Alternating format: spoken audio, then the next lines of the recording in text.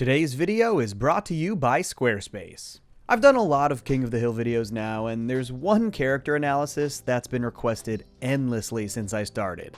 You know what? No. Let me do this properly. William Fontaine de la Tour Dauterive. So yeah, Bill Dauterive. And for good reason. He's a super interesting character with a ton of depth, and there are so many Bill-focused episodes and stories to dive into. And honestly, I think people are most interested in diving into how absolutely pathetic and lonely he is. Go back to your house. Which is understandable. It's seemingly the most obvious trait Bill has. I think you'd be hard-pressed to find someone who didn't think of the word pathetic when talking about Bill Dauterive. But through watching a couple dozen Bill episodes, I found that while, yes, Bill is incredibly pathetic, he's also by far the most selfless character in the series.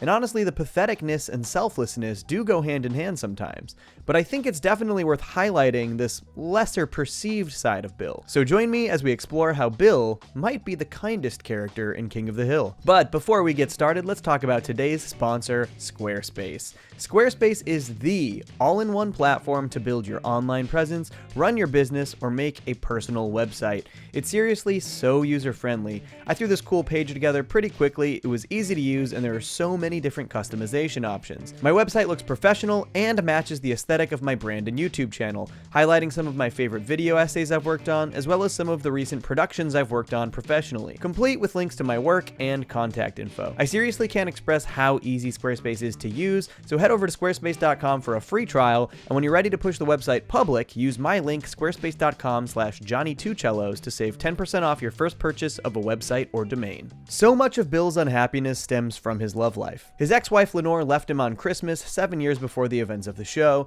and his loneliness is both the subject of many episodes and the leading culprit for Bill's very embarrassing behavior. Coffee for the two of us. No, thanks.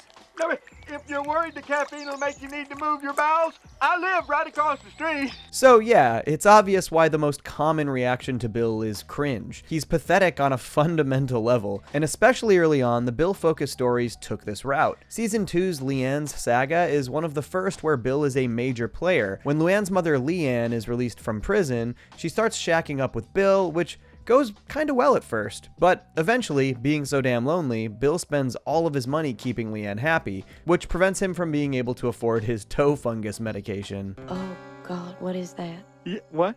Oh, that's just a little fungus. This is actually sort of an example of both things that this video is about. This all makes Bill look pretty spineless and pathetic, but he's also being completely selfless, sacrificing his own well-being to keep Leanne happy. And in Season 3's Pretty Dresses, they put Bill's pathetic nature on full display as he continues to hold on to hope that his ex Lenore will come home even 7 years later. He goes through so many coping mechanisms, buying her Christmas gifts, buying an iguana and naming it Lenore, and then finally wearing all of her old clothes and pretending to be Lenore. Don't you recognize me? I'm Lenore.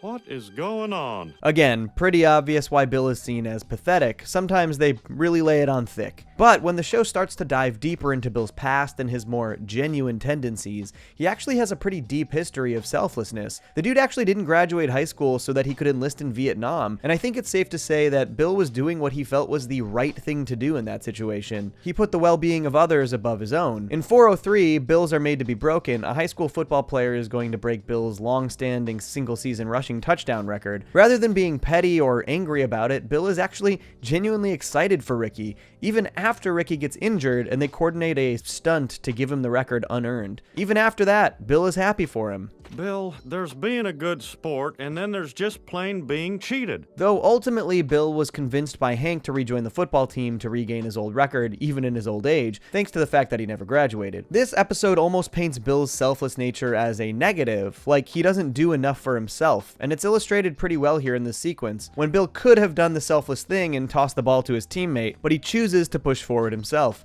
Cool way to illustrate that little bit of growth. Because though Bill is incredibly selfless throughout the series, it's definitely majorly detrimental to his own well-being on many occasions. Like when he does an obscene amount of free work for Peggy when she starts working at a multi-level marketing scheme, Bill becomes a master salesman and totally propels her scheme to success, despite not really getting anything in return. I think seasons 5 and 6 really struck a good balance with Bill's pathetic nature and his selfless acts. Hank in the Great Glass Elevator is a prime example, when Hank accidentally moons former Governor Ann Richards. Bill takes the fall for Hank, and his selfless act actually scores him a short-lived relationship with the governor herself. You took the fall for a friend, and I find that a whole lot more attractive than Hank's bony ass. But of course, in the end, Bill loses the governor because Lenore comes back into his life, and it's pretty fitting for Bill to regress to a pathetic mess the moment his biggest heartbreak comes back into his life. Though he does end things with Lenore in a really satisfying way, so I like this bit of growth. Season 6's Tankin' It to the Streets is another that balances the duality of Bill. This episode reveals that Bill may have been experimented on in his time in the army, which led to some of the bodily changes he went through since high school. While he resents what happened to him, he actually becomes more confident, believing that the things that make him pathetic weren't actually his fault. So,